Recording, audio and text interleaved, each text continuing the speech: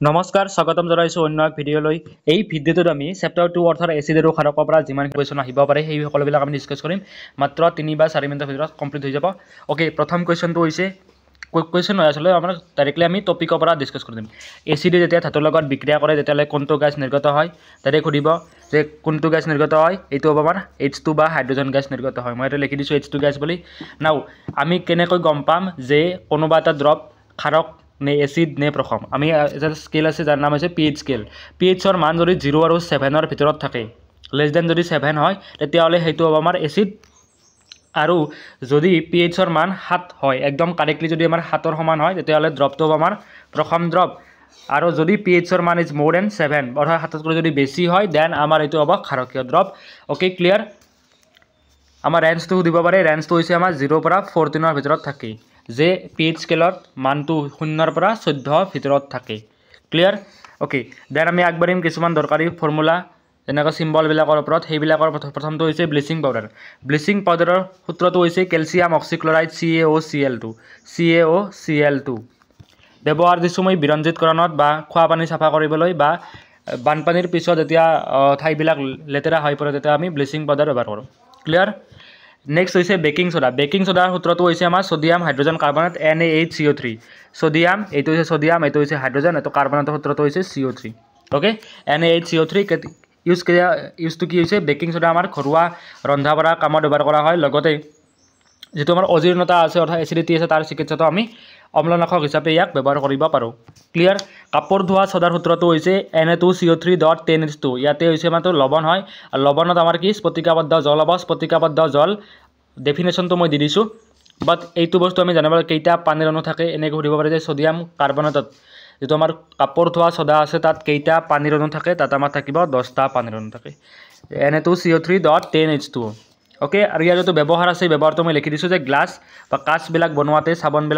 সাবনৰ বাবে ফ্যাক্টৰি আছে সেই ফ্যাক্টৰি বিলাকতো আমি ইউজ কৰা হয় নেক্সট আছে প্লাষ্টাৰ অফ পেৰিছ হৈছে CaSO4.12H2 ক্যালসিয়াম সালফেট হেমিহাইড্ৰেট মানে হৈছে প্লাষ্টাৰ অফ পেৰিছ কেতিয়াবা এনে কৰিব পাৰে যে ক্যালসিয়াম সালফেট হেমিহাইড্ৰেটৰ সংকেতটো কি আৰু ইয়াৰ এটা ব্যৱহাৰ লিখা ব্যৱহাৰ হ'ব যে ভগা হাড় জোৰা দিবলৈ আমি ইয়াক ব্যৱহাৰ কৰিম আৰু সূত্ৰটো হ'ব CaSO4.12H2 ওকে নাও আমি জিপসাম হৈছে আমাৰ যে ক্যালসিয়াম সালফেট twice H2 মানে কি দুটা পানীৰ অণু থাকে ইয়াতে ওকে প্ৰথমটো হৈছে আমাৰ ইয়াতে মই লিখি দিছো এনেকৈ যে 1 মিনিট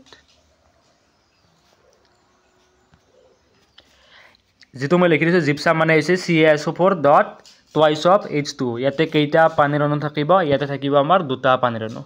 আমি কেনেকৈ গম পাম যে নেক্সট এটা প্ৰশ্ন দিছো মই জিপসাম কেনেদৰে প্ৰস্তুত হয় তো জিপসাম প্ৰস্তুত হ'ব বেসিক্যালি যেতিয়া প্লাষ্টাৰ অফ পেৰিছ বা ক্যালসিয়াম সালফেট হেমিহাইড্ৰেটে 1.5 পানীৰ অণুৰ লগত বিক্ৰিয়া কৰিব তেতিয়া হলে আমি গম পাম যে ইয়াৰ পৰা CaSO4.2H2 উৎপন্ন হৈছে কাৰণ ইয়াতে আমাৰ আধা পানীৰ অণু আছে আৰু ইয়াতে ডেল্টা অৰ্থাৎ 1.5 তেতিয়া লগ লাগি আমাৰ কি হ'ব twice H2 হ'ব ওকে এটা কোৱেশ্চন আছে যে প্লাষ্টাৰ অফ পেৰিছক কিয় জলীয় বাষ্প সমাব নোৱাৰা পাত্ৰত ৰাখিব লাগে কাৰণটো হ'ব যে প্লাষ্টাৰ অফ পেৰিছে যেতিয়া জলীয় বাষ্পৰ সংস্পৰ্শলৈ আহে তেতিয়া ই পানীৰ লগত বিক্ৰিয়া কৰি কিনে আমাৰ জিপসামলৈ পৰিৱৰ্তন হ'ব আৰু জিপসাম হৈছে এবিধ গটা টান পদাৰ্থ ওকে এইটো হৈছে আমাৰ মেইন ৰিজনটো বিক্ৰিয়াটো আহিলে তোমালোকে এইটো লিখি দিবা খতম এইখিনিলে আমাৰ খতম হৈ গৈছে নাও আমি লিখিম কি স্ফটিকাবদ্ধ জল হৈছে লৱণ এটাৰ সংকেত এককত থকা নিৰ্দিষ্ট সংখ্যক পানীৰ অণু অৰ্থাৎ আমি যদি চাও যে CaSO4 এইটো হৈছে আমাৰ লৱণ ক্যালসিয়াম সালফেট হৈছে লৱণ ইয়াতে আমাৰ দুটা পানীৰ অণু আছে যাক আমি জিপসাম বুলি কম twice H2 ইয়াতে যেহেতু আমাৰ নিৰ্দিষ্ট সংখ্যক পানীৰ অণু সমাই আছে দুটা পানীৰ অণু সমাই আছে তাক আমি কম স্ফটিকাবদ্ধ জল বুলি ওকে এন্ড আমাক প্ৰশ্নটো সুধিব পাৰে যে কপাৰ সালফেটৰ জলীয় দ্ৰৱত কিমানটা পানীৰ অণু থাকে বা কপাৰ সালফেটৰ যেটো আমাৰ স্ফটিকাবদ্ধ জল আছে তাত কিমানটা পানীৰ অণু থাকে আনসাৰটো আমাৰ 5 যে কপাৰ সালফেটৰ জলীয় দ্ৰৱত 5টা পানীৰ অণু থাকে ওকে দেন আমি পঢ়িম ব্ৰাইন সলিউশন কি ব্ৰাইন সলিউশন হৈছে যে সোডিয়াম ক্লোৰাইডৰ এটা জলীয় দ্ৰৱক ব্ৰাইন সলিউশন বোলা হয় সোডিয়াম ক্লোৰাইড যেটো আছে এটো হৈছে NaCl ৰ যেটো আমাৰ একুয়াস সলিউশন হ'ব AQ লিখিব লাগিব এতে একুয়াস সলিউশন হ'ব তাক আমি ব্ৰাইন সলিউশন বুলি কম ওকে তোমালোকে চাবা এইটো কোৱেশ্চনটো এন্ড ইয়াতে তো আমাৰ ইউজেছ আছে এটা হৈছে মানে H2 আৰু Cl2 প্ৰডাকশ্যনত আমি ইয়াক ব্যৱহাৰ কৰা হয় অৰ্থাৎ হাইড্ৰজেন আৰু ক্লোৰিন গেছ উৎপন্ন কৰিবলৈ Cl2 আমি ইউজ কৰিম ক্লিয়াৰ নেক্সট আমাৰ এটা কোৱেশ্চন দিছো যে পৰুৱাই কামুৰিলে দেহত কি এচিড নিৰ্গত হয় যে পৰুৱাই কামুৰিলে দেহত মিথানয়িক এচিড নিৰ্গত হয় আৰু মিথানয়িক এচিড নিৰ্গত হয় নেক্সট আমাৰ যে প্ৰতিকাৰ আছে বা যেটো আমাৰ প্ৰতিকাৰ আছে এইটো হৈছে যে আমি ইয়াক বেকিং সোডাও আমি ইউজ কৰিব পাৰো ওকে আই হোপ সকলে বুজি পাইছে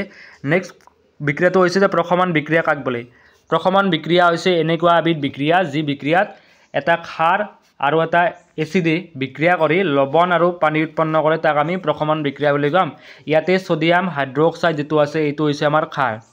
NaOH হৈছে ক্ষাৰ NaCl হৈছে আমাৰ এচিড এই দুটাই বিক্ৰিয়া কৰিছে বিক্ৰিয়া কৰি কিনে NaCl আৰু H2 উৎপন্ন কৰিছে যাক আমি প্ৰশমন বিক্ৰিয়া বুলি কম ওকে নেক্সট আমাৰ এটা কোৱেশ্চন এনে কৰিব পাৰে যে সোডিয়াম হাইড্ৰজেন কাৰ্বনৰ যেটো বেকিং সোডা আছে বেকিং সোডাৰ বিযোজনত কি হয় তো বেকিং সোডাৰ বিযোজনত বেসিক্যালি সোডিয়াম কাৰ্বন উৎপন্ন হয় ওয়াটাৰ উৎপন্ন হয় আৰু কাৰ্বন ডাই অক্সাইড উৎপন্ন হয় এইটো মানে হৈছে তাপ যে তাপীয় বিযোজন যেটো আছে তাপীয় বিযোজনৰ বিক্ৰিয়াটো লিখিব পাৰে ওকে আই হোপ এইখিনিতে ক্লিয়াৰ হৈছে নেক্সট মই ভিডিও বনাই আছো চেপ্টাৰ 3 ৰ পৰা ধাতু আৰু ধাতু নেক্সট আহিব কাৰ্বন আৰু যৌগ নেক্সট আহিব আমাৰ মৌল পৰ্যাবৃত্ত শ্ৰেণী বিভাজন অকলবিলাক ক্লিয়াৰ কৰি দিম আজি খতম কৰি দিম keep watching thank you so much for watching the video